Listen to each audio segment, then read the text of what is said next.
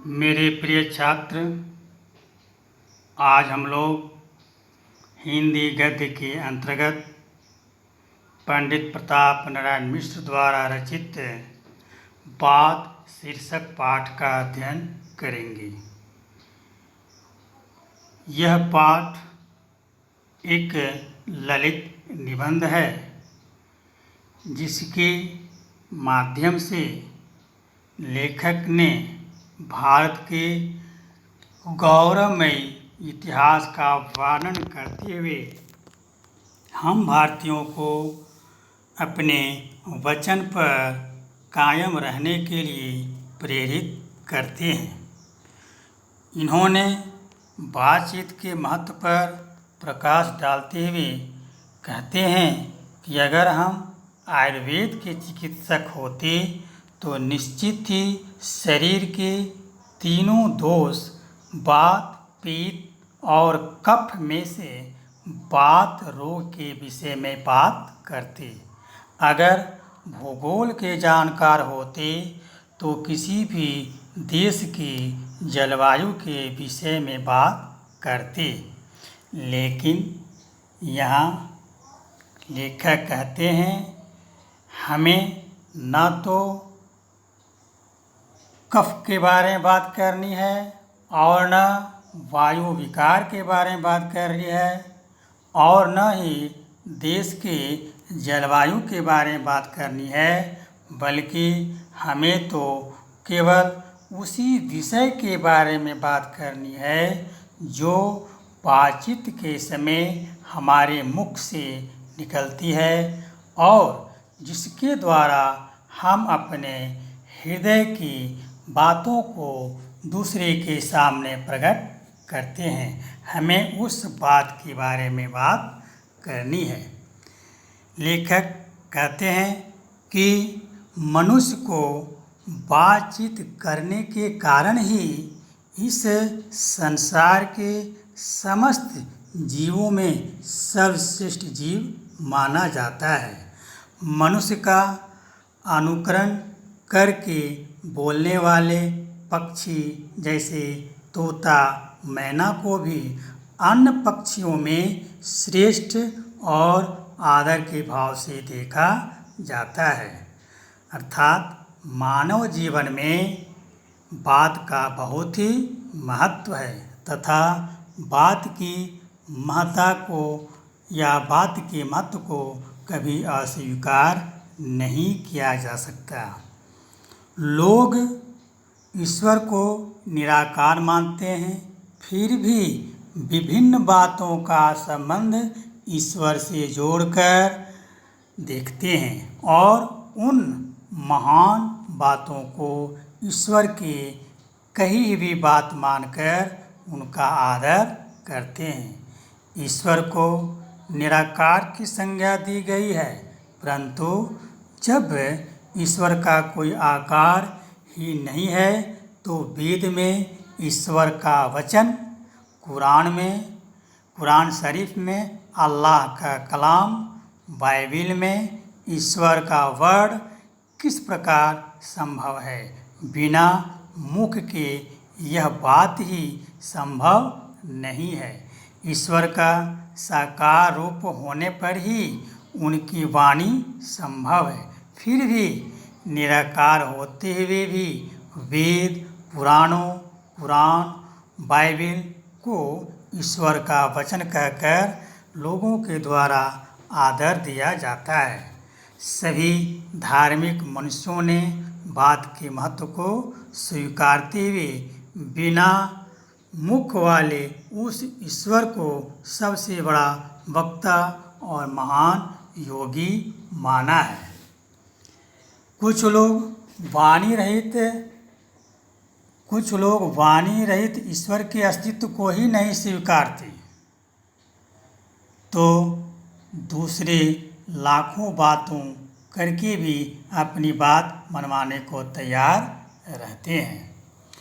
कवि लेखक मिश्र जी ने कहते हैं कि जब इस सृष्टि को चलाने वाले ईश्वर स्वयं भी बात के प्रभाव से मुक्त नहीं हो सके तो हम मानव कैसे मुक्त हो सकते हैं। कहते हैं कि उन्हें भी, ईश्वर को भी कई बार अपनी बात की आन रखने के लिए भक्तों की रक्षा करनी पड़ी है। तो उसी ईश्वर की सर्वश्रेष्ठ रचना होने के कारण मनुष्य में इतनी शक्ति कहाँ है कि वह बात के प्रभाव से मुक्त हो सके, क्योंकि मनुष्य की शारीरिक रचना में बात तत्व का महत्वपूर्ण भूमिका रही है। यहाँ बात का अर्थ होता है प्राणवायु। मिश्र कहते हैं कि हमारे देश में अनेक शास्त्रों, पुराणों, काव्यों द्वारा या इतिहास, दर्शन की रचना की गई है। इन सभी ग्रंथों में किसी न किसी बातों पर चर्चा की गई है। इन ग्रंथों में लिखी गई जो बातें हैं मन मस्तिष्क पर अपना अनोखा प्रभाव छोड़ती हैं तथा इनके अध्ययन से मन हमारा शुद्ध होता है। चित्त ऐसी स्थिति में आ जाता है कि वह लोक परलोक का चिंतन करने लगता है। लेखक कहते हैं कि बात का स्वरूप कोई भी नहीं बता सकता कि अमुक बात कैसी है। यहाँ लेखक कहते हैं कि लोग जिस प्रकार एक होते हुए भी ईश्वर के विभिन्न रूप हैं, उसी प्रकार बात के भी अनेक रूप होते हैं।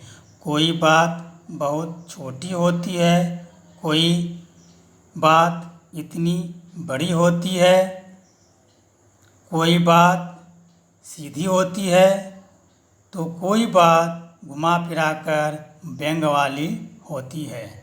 कोई बात सुनने वालों को बहुत कष्ट पहुंचाता है तो कोई बात सुनने वालों के कानों में अमृत रस घोलता है।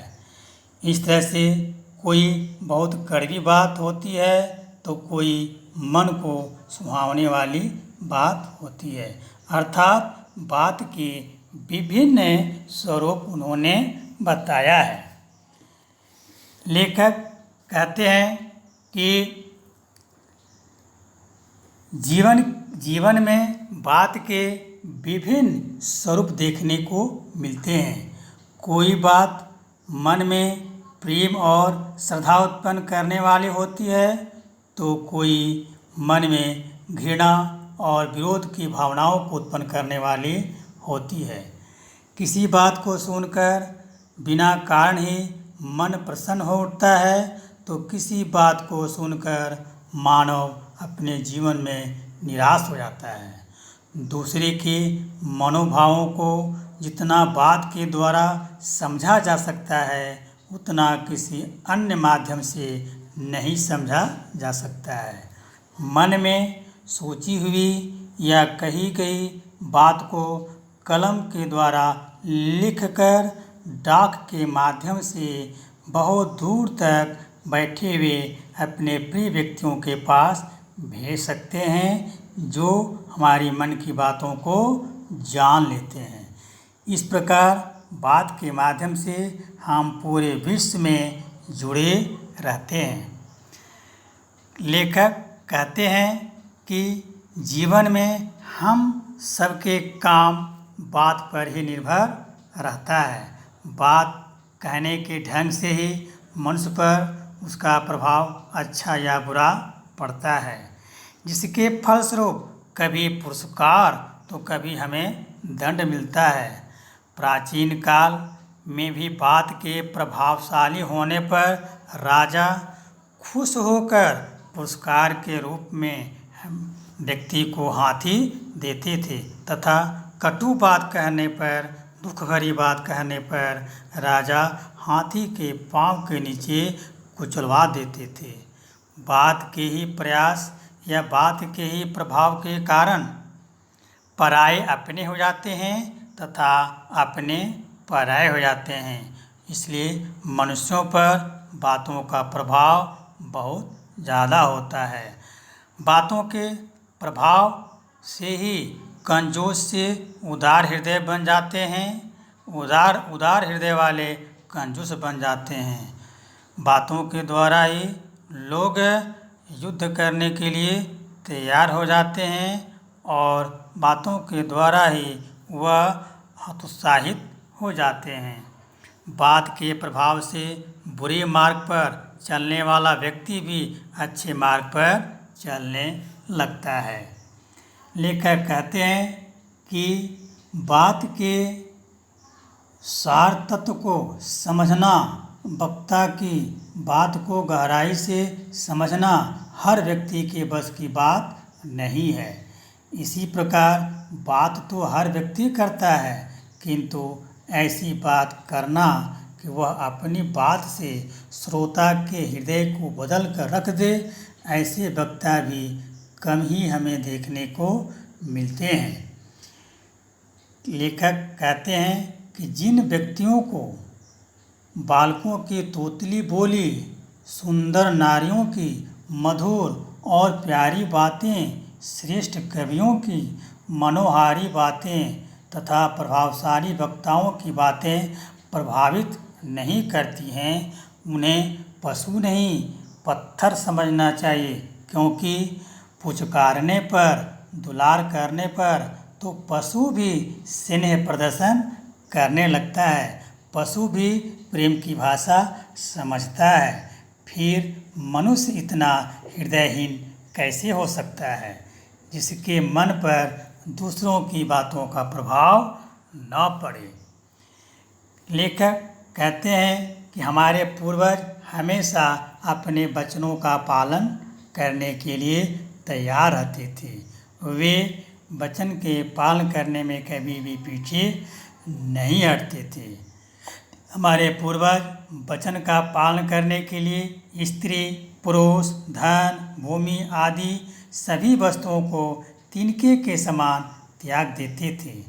वचन का महत्व को दर्शाते हुए लेखक कहते हैं कि पुत्र प्राणों से अधिक प्यारा होता है और प्राण पुत्र से भी अधिक प्रिय होते हैं, लेकिन राजा दशरथ ने वचन का पालन करने के लिए पुत्र तथा प्राण दोनों का त्याग कर दिया था। उन्होंने अपने वचनों की रक्षा के लिए अपने प्रिय पुत्र राम को वनवास भेजा था और उसके वियोग में अपने प्राण त्याग दिए थे।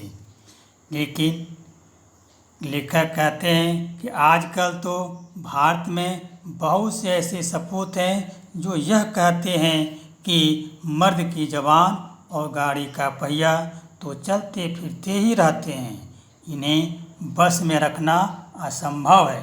जो बात आज कही है, यदि कल उससे उसका स्वार्थ सिद्ध नहीं हो रहा है तो वह तुरंत उस बात को बदल देते हैं या उस बात से वह मुकर जाते हैं। अपने अधिकारियों की इच्छा के अनुसार उसके स्वरूप को बदल देते हैं, जबकि नीति के अनुसार यह होना चाहिए कि जाति या धर्म के लिए, देश के उद्धार के लिए अथवा प्रेम प्रचार के लिए यदि बात के स्वरूप को थोड़ा बदलना भी पड़े तो उसमें कोई दोष नहीं है, परंतु मात्र अपने स्वार्थ के लिए या अपने मन के लिए हमें बात को बदलना उचित नहीं जान पड़ता है। लेखक कहते हैं कि हम लोग जो हैं एक ऐसे व्यक्ति हैं जिसके द्वारा बात को अमल में, जीवन में नहीं लाते हैं।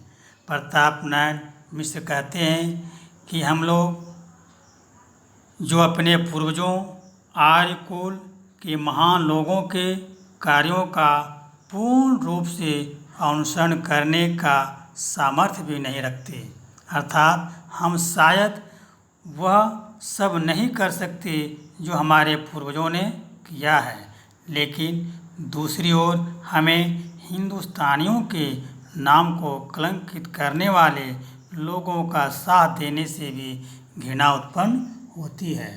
हम उनके संस्कारों नियमों को भी नहीं अपना सकते, अर्थात चुप रहकर अपने द्वारा हमारी संस्कृति को कलंकित किया जाना हम कदाचित सहन नहीं कर सकते, क्योंकि चुपचाप उनके विरोध को सहना तो उनके कार्यों को बढ़ावा देना ही है।